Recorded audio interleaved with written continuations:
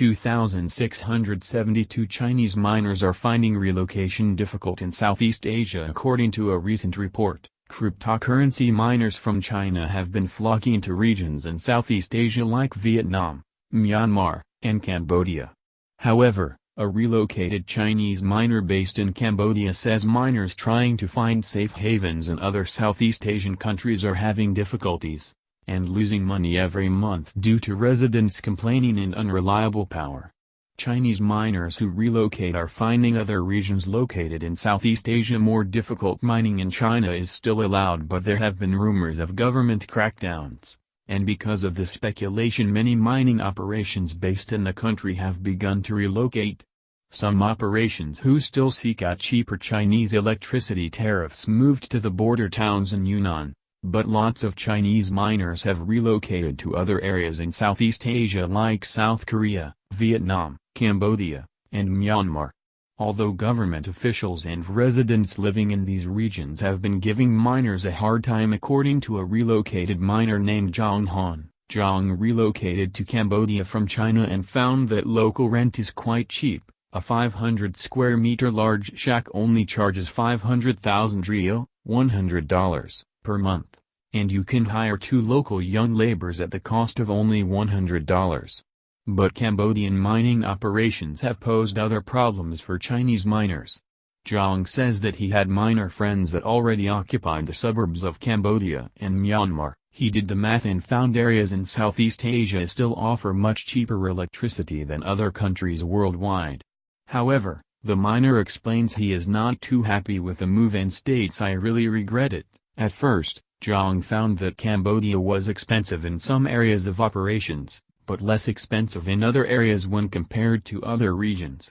Compared with other miners who choose Vietnam and Myanmar, the electricity in Cambodia is slightly more expensive, but it costs less in other expenses, Zhang explains in his recent interview. It costs almost the same in Cambodia as industrial electricity price in China, 1.3 yuan. $20 per kilowatt-hour, kWh, but you can take advantage of electricity theft from street lamp facility with the help of some insiders. Accessory costs and maintenance is much more expensive than China. Some things can be 3x the price, says Zhang. Accessories costs and operations maintenance is more expensive abroad for relocated Chinese miners. The accessories costs and operations maintenance is what gave his mining operation headaches, Zhang explains. Maintenance and accessories are very big problems, and it can also be said that the cost of supplies is very high, Zhang details. But hardware maintenance is a challenge. It would cost you a great sum, at least 3 times higher than the cost back in China, especially in hot days when entering March. Buying parts here is really a big headache. We have no choice but to purchase them from China, which would take days or even weeks to have it available in operation here. At times we turn to local miners for help, while they would seize the opportunity to ask for unfairly high price for a tiny fitting. Many areas in Southeast Asia experience lots of power outages, and Zhang's operation deals with electrical outages frequently. However, Zhang says you can take advantage of electricity theft from street lamp facility with the help of some insiders.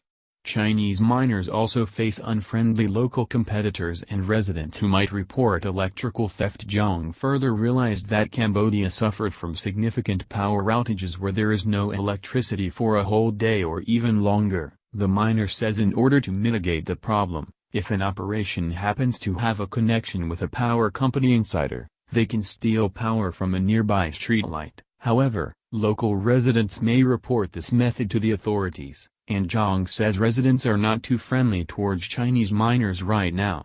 Additionally, local miners and financial institutions backed by Western countries are also not pleased with Chinese miners relocating to these countries.